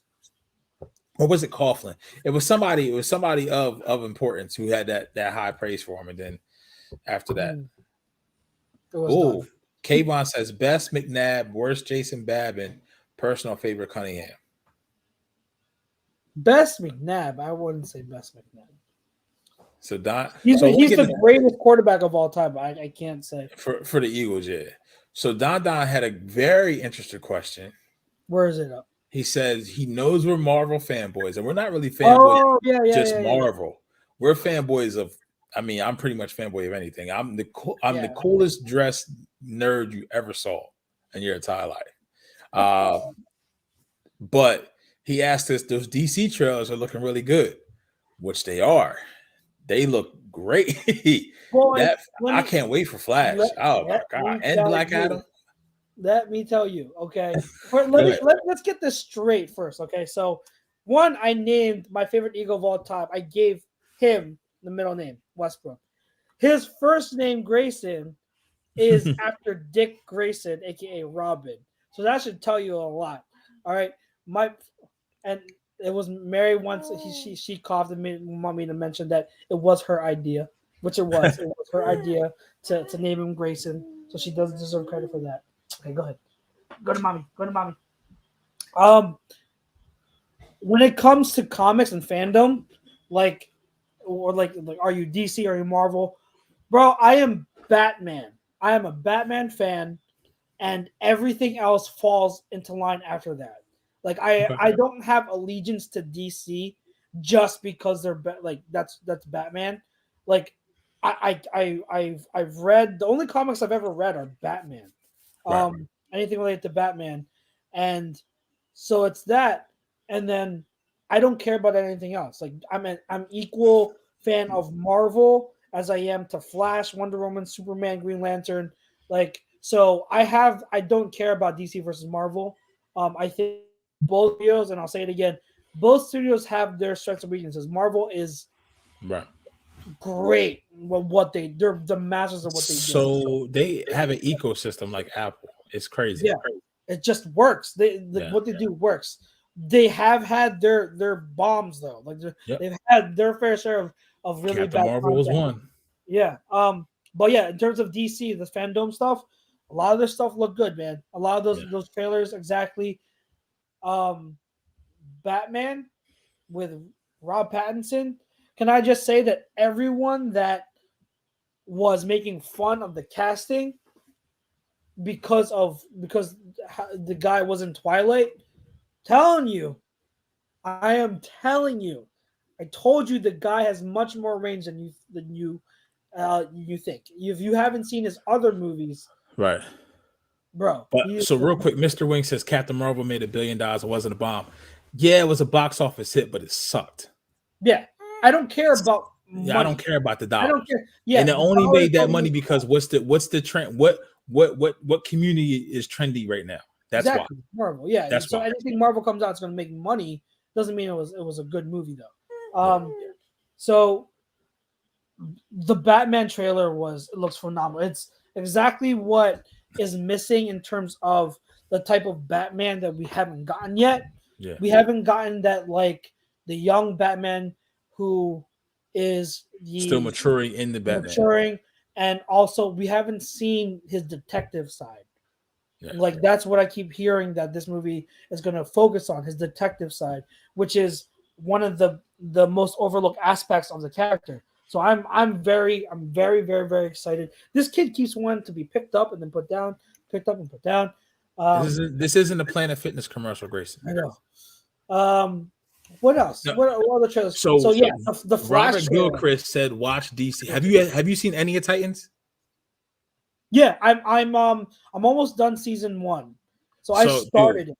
Season 3, and I'm not big on Rotten Tomatoes. I knew season 3 was good. The first episode was in 100%, if I'm not mistaken, on Rotten Tomatoes. The season finale just came out today, and boy, let me tell you, whew, that's good. Man. I can't wait.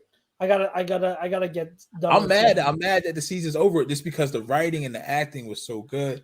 I won't spoil it for you, but do yourself a favor, watch that, especially if you like Dick Grayson, because he is Nightwing in that series. It's I love Brendan Thwaites as Dick Grayson. It's perfect. He's an awesome Dick Grayson. He says, "Oh yeah, Don says the first Thor was horrible." Yes. Yeah. And can I just say, Portman was in it though, so I'm okay with that. Here's a unpopular opinion. The third Thor Ragnarok that everyone loves, that is such an overrated movie. I don't understand. I didn't get it so high. Like why? What is the big hype about Thor 3? Like the Thor Ragnarok? Like it's a good movie, but people act like it's a top 5 MCU film. Like what? What? No, it's not. No, it's not. And then Mr. Wing says the new Batman movie brings nothing new to the table that the Nolan movies didn't do already. Completely false. Completely false. Okay. And I am someone, I love the Nolan trilogy. It is my favorite movie of all time. And yes, the trilogy I count as one movie. Okay. So it's my favorite film of all time. To me, it probably always will be. So you're not going to find one of the bigger Nolan trilogy fan than me. I bought every single version of the film. I have the DVD version, every single collector's edition of it. I have the Blu-ray version. I have the collector's set. I have every single version. So trust me, I know. But there are flaws about that trilogy that don't touch on certain stuff about Batman. And the detective side of Batman, they showed like little bits of it, but they never focused on they never made it a feature. Never highlighted. And also the fighting scenes in that trilogy are pretty damn bad. Like they're pretty damn bad. You know, the Batman is supposed to be a master martial artist, like a master martial artist. Yeah. And he has one style of fighting in the whole trilogy. It's pretty bad. But the trilogy isn't great for. That's not what the trilogy focuses on. That's not their thing. They focus on the story and the characters, not the aspects of Batman. So Right. that's what makes it so great. But this is why I loved Affleck's Batman in Batman vs Superman because he was so violent and just like Because imposing. Batman is a murderer away from being a criminal, bro. Yes, yeah. Like he's that unhinged. Like he get every time he gets to that point, he can just reel himself. He barely somehow, some way reels himself back in. That's what makes me so. But then I will say this: out of everything we've seen in fandom, don't get me wrong, the Batman trailer was good. Pattinson is good, but was it really the best Batman that we saw? Wink, wink. I can't wink because we saw who we saw it's in just Flash different. when they go back. Now I'm just talking about. And as Far as Batman himself, was Pattinson's Batman the one that made us drop our jaws and go? He was not, because of what we saw in the Flash trailer, the sneaker trailer. The sneak peek. Oh man! And then at the end, where you see Keaton's Batmobile and covered, and then he takes it off. He's like, "Holy That was That's my favorite Batmobile. And the Rock looks good as Black Adam. Visually, it looks good with the hood. I don't know who you get to. I mean, I don't know who you can get to beat the Rock in a real life fight, let alone as a superpower. Let alone as Black Adam. I don't know how they're going to do that. I don't know how they're going to pull this off. Yeah. Yes, they have. I agree with you, Don. They have to do another Green Lantern movie. They do. They really do. Don says, "Watch your mouth." I think he's talking about when I said Thor Ragnarok was overrated.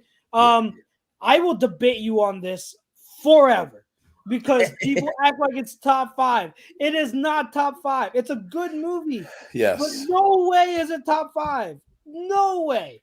No way. And Mr. Wing says, "I hated the third Nolan movie." Get out of here. Stop. The third Nolan movie is so underrated. It is so underrated. People get mad because you don't see a lot of Batman, but they don't realize the trilogy is not about Batman. The trilogy is about Bruce Wayne. Right. That's what makes Christian Bale so perfect for Nolan's story in his trilogy, because he was a great Bruce Wayne. He was the best Bruce Wayne. The trilogy is about Bruce Wayne, not Batman, and his story. And the fact that the third movie tied in everything from the first, when Batman Begins, and tied it all together, that's what made the trilogy so perfect. The third one is so underrated. People just get mad because they don't see a lot of Batman. He says Ben Affleck was a great Wayne as well. Not hey, look, it's my shaker bottle I use for kung fu class. Ben Affleck was a great Wayne as well. Not a fan of Ezra Miller as Flash. I'm not a fan of Ezra Miller too. It's hard for me to. He's a very eclectic dude, bro. Weird, yeah. But I like where the movie's going, so I'm gonna keep giving him a chance. But I agree, it's hard for me to grasp Ezra Miller as Flash. Ben Affleck was an okay Wayne, but he was a better Batman. I think Ben Affleck was the best Batman portrayal we've gotten in terms of just Batman. He was so imposing, yeah. Dada says, "Get your boy. I feel like fighting." Listen, man, it was cool because he lost one eye. He had a short haircut. I will tell you this though. The second Ant-Man, I still haven't been able to watch from beginning to end without pausing and doing some shit. Thor Ragnarok is kind of the same thing. Like, I'm not saying it's bad for the. I'm not saying it's bad. It's just the top 5 is. I don't think it's better. I don't think it's the best Thor movie. I'll tell you that. I think the second one was better. Yeah, I think here's what I don't like about the third one. I think that I think the director himself, I think he's a good director. I forget how to pronounce his name. It's like something like Waikiki or something like that. But I felt like they tried to make it so funny that they went so over the top with it. Like, there was a joke every 5 seconds, and I was like, this is too much. Like, there were a lot of funny parts, but it was way too over the top with the jokes. Mr. And Wing has a good point, though. See his comment about why people like it so much? where this one? Yeah. Planet Hulk is in Thor Ragnarok. That's why, and that's fine. Like that's part of what makes it a good movie, and I get it. But they like it, and then they ignore the fact that the humor was way over the top. And what bothers me in terms of when you have like a trilogy is the continuity of not only storytelling but the continuity of the characters. In the first two Thor movies, the Warriors 3 and Lady Sif were such huge characters. In Thor Ragnarok, not only is Lady Sif not even in it, but the Warriors 3 get killed off in 2 seconds, and there's no acknowledgement of their deaths from Thor. You would have thought they were just random people that he didn't really care too much about. Like I don't like that because you build up those characters as his best friends and then you just killed them off easily. Like that bothers me a lot because there's no continuity there for character development. And that takes a big hit in terms of Thor Ragnarok in my book because of the way I grade a trilogy. Because notice if this is 3 movies, I'm grading it all 3. Like they have to be continuous. So, and that's what makes the Captain America trilogy, like that is one of the best film trilogies in terms of comic books. That's like the continuity is there. Oh my God. Like I love the Captain America trilogy. It's amazing. It's amazing. So yeah, that's it. Mr. Wing says, what bothered me is that they don't explain how Hulk got to the battle planet in the comics. The heroes trick him and send him into space to avoid dealing with him anymore. Didn't they just say that like he was in the with that ship and then he somehow ended up there. That's like all they told, right? That's all they said. Yeah, that's all they spoke about. Yeah. So yeah, it's weird. I'm trying to see if there's any other comments. Well, Mr. Wing does say, he says Bane rated Gotham for love. Like, come on. I mean, it's not just about love though. It was she saved him. Yeah. He watched. It was the love of the person that saved him. Like it was. He watched over her, and then she went back for him. It's not like you say love like it's some corny thing, but you have to look at the fact that she was in that prison. He helped her escape because she was a little girl, and then she came back to rescue him. So of course that relationship, they're going to mean a lot to each other. So that adds to the emotional toll of it. That's why he does what he does, and also because he's kind of the muscle for the League of Shadows. So that's why it was. That Bane was totally different from the comics, but I appreciated it a lot. It's you have to separate that from the Bane in the comics because they're totally different. But what Nolan tried to go for made complete sense to me, and that's why I appreciate it and I loved it. And he said, and Batman after 2 years of being Batman is crippled. I don't think it was just 2 years, bro. I'm pretty sure it was several years, a lot longer than 2 years that passed. So Don asked us Infinity War or Endgame. You answer it first. No. They're the same movie. They're one movie to me. Okay. They're one movie to me. Well, I look at it like that. I'm someone who doesn't separate them because to me, you know how like Harry Potter and Hunger Games, their final movie was split into 2. Right. That's what those 2 movies are. They were split into 2. So to me, they're one movie just split into 2. So I don't choose one. Like to me, Infinity War was great, but didn't have an ending. And then Endgame to me was slow for the first 2 acts, but then had the best act, which was the last act. The final act was the best act in almost any film, obviously because it was the It was everything coming together. Don says cop out. And it's not a cop out if I'm literally saying that if you look at how the movies are broken down, Right. Infinity War has no ending. I would say if you look at how you just explained it, I would say if for me, Infinity War over Endgame. That's what I'm gonna say. And for one, I would just sit here and tell you, like probably my most out of the MCU right now is I would probably say Thanos is like my favorite on screen character.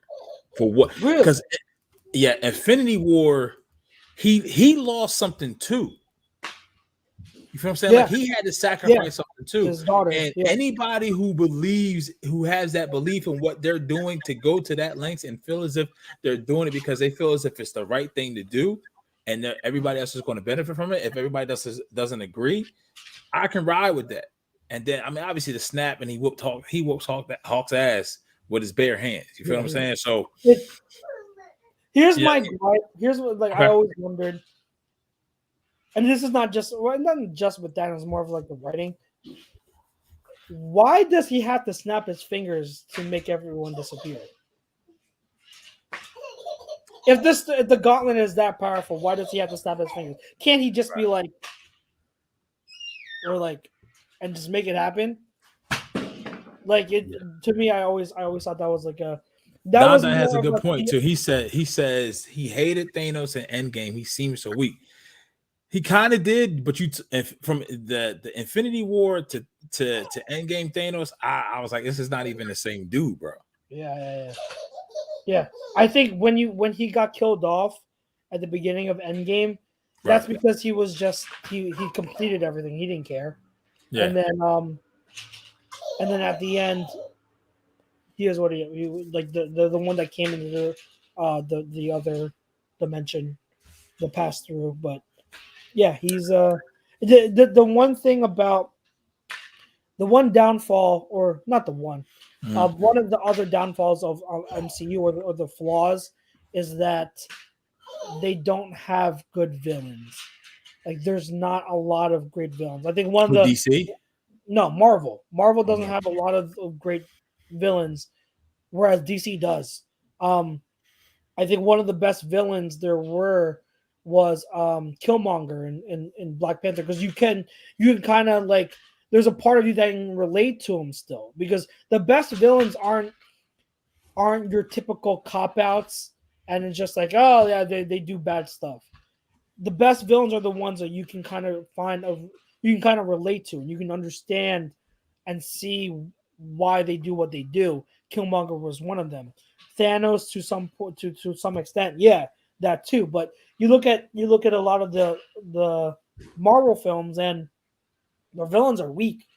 The villains are really not that great of the villains, and so that's always been one drawback to the MCU that they've had. And DC always does this thing to where their villains aren't always the most powerful. They just really know how to push exactly the heroes' buttons. I mean, and listen, I'm gonna say this now, and this may cause a lot of people to be upset. But DC has the strongest character out of any Marvel or DC universe. Nobody's fucking with Superman. Nobody. The most powerful. Nobody. The most powerful. Yeah. He's the most powerful hero across any platform. Here's the thing that DC has. They do have the most powerful in Superman, and in pop culture, they have the most. How can I call them?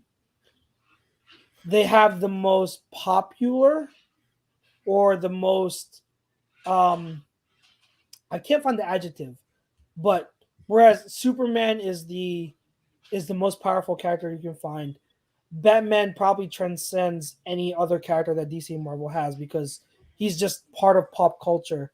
Like, he's had, how many movies has he had? Yeah. How many? And they keep going back to it because people love Batman. That's, so that's the one thing that keeps driving DC is the fact that those two characters are they're so ingrained into our pop culture. And so they can carry that load and there'll always be. I mean, I don't know how many people listen in chat, and we have like about 5-10 minutes left, but how many people like Man of Steel? I am one of the ones that loved Man of Steel because I didn't think it was as bad as people said. I thought that, because to me, I've never been the biggest Superman fan, because I always thought he was like poster boy, Boy Scout, way too powerful. It's like it's too easy for him. But when they made Man of Steel, they showed a more grounded, more realistic Superman that I felt showed the necessary character flaws and growth to make Superman relatable. And I thought that was brilliant. I loved Man of Steel. I thought Man of Steel was a great movie. It just sucks that Batman versus Superman sucked. that film could have been so good, but it sucked. The only thing good about Batman versus Superman was when Wonder Woman showed up and you get the one shot of the Trinity, the three of them, and it's just like, my life is complete. you have the Trinity right there in that shot. That is a shot of a lifetime for DC fans, if you're a DC fan. Robert Gilchrist is Scarecrow and Titans. So Scarecrow is in Titans. You didn't. I didn't want to spoil it for you, and he's fucking good. God. He's Scarecrow, man. And he never even puts on his costume. Never wears it once. Wow, really? And That's crazy. And he's still good. And I think this is the first season where they had like a linear, like just this. There was no guess about who kind of it was, but then it really wasn't.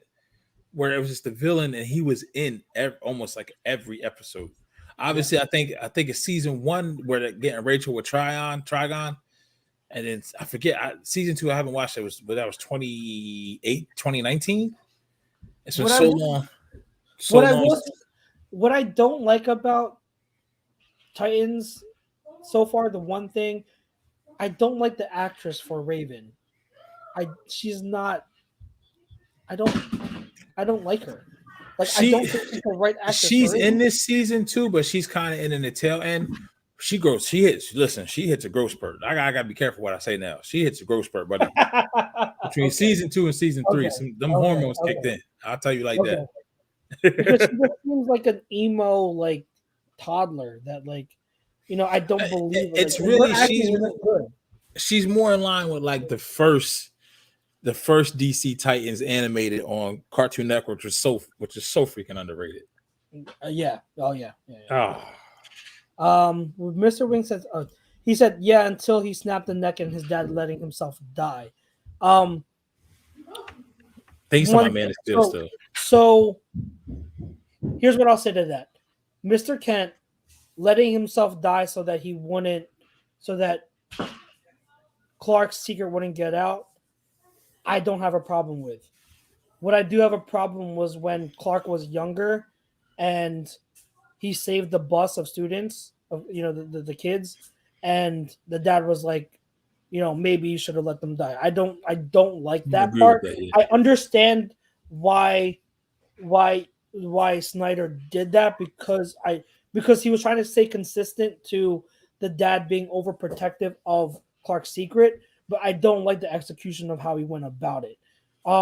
But the snapping of Zod's neck, I don't understand the backlash of that, because correct me if I'm wrong, but in the second Superman 2 with Christopher Reeves, when Zod is the villain, doesn't he kill Zod? Yeah, he kills Zod. So there's backlash over him killing Zod here. You have to understand that the whole time, this is Superman growing and learning. He's when he's fighting Zod, he's not even a refined fighter, and Zod talks about that. Zod talks about how how Zod is a warrior. He's been trained, whereas Clark is a farm boy and he's just learning how to fight, and you can see that. And then at the end, Clark he has to make a split decision, and him killing Zod is something he didn't want to do, and he's trying to learn from that. The one time he kills was in that instance, and that could have been such a great setup for Batman versus Superman. So I thought the backlash over him snapping Zod's neck was stupid. Like I thought that was that was dumb. Like why do you have a problem with that when you understand what the movie is going for? Right. What I felt Batman versus Superman should have been, I hated how they made Batman's motivation over being against Superman was the fact that Superman was so powerful. I thought that's not true to Batman's character. What would have been a more realistic and understandable motive for Batman to have over being skeptical of Superman was Superman killing Zod.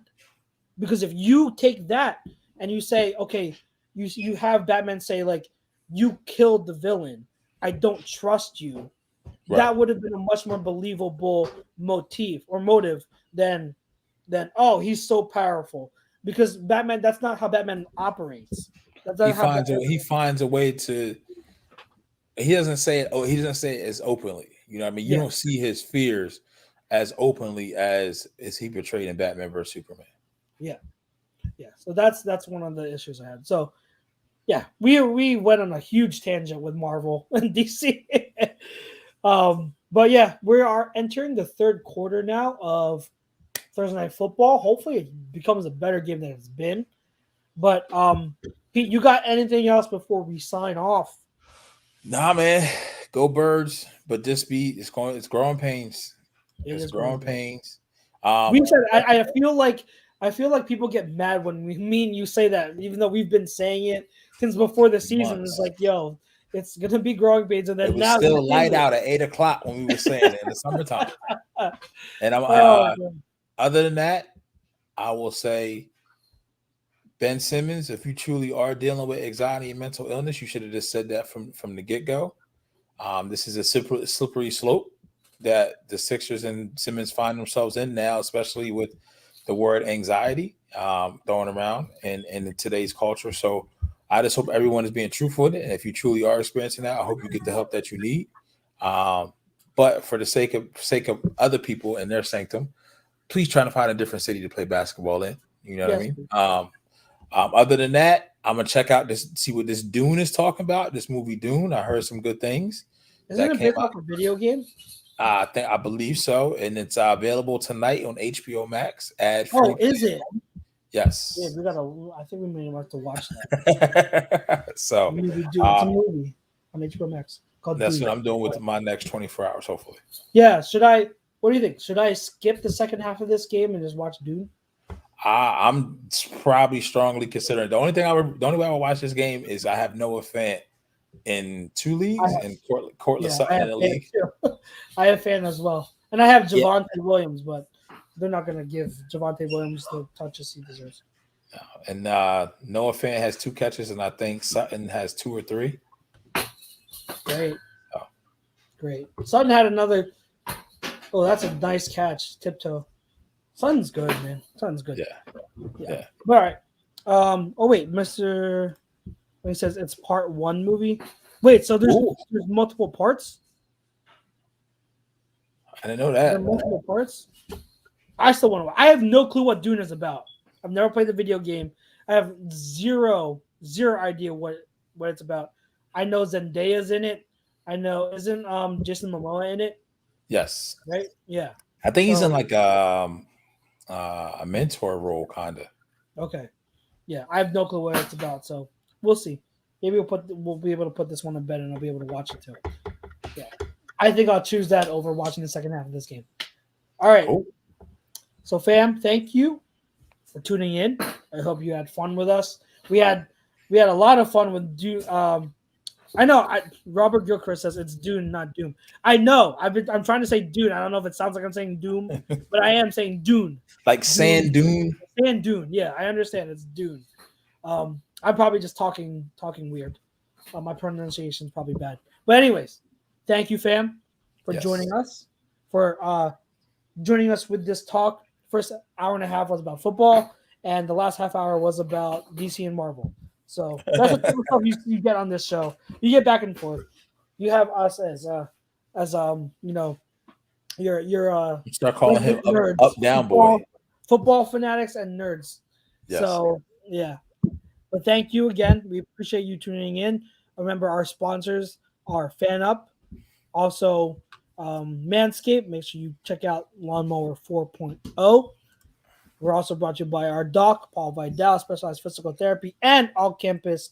Get 20% off. We also got a list of a lot of other great sponsors, especially our new sponsor, Gleason's Bar. I want to give them a shout out. Located in Levittown, PA. Use promo code A2D to get 10% off of your order. And if you order a lot of food, 10% off adds up. So remember that. $100, $10 off. Yes. Yeah, look at that. Look at that. That's tip too. No, I'm just kidding. Tip more than that. No, Tip don't more. be shady. Tip Don't be people shady. out there. Please Tip tip more people than out that. there. But for myself, your boy Chucks, for my guy Pete, thank you for Birds of a Feather. To Jeff, who is over in Texas, make sure you bring him back some barbecue.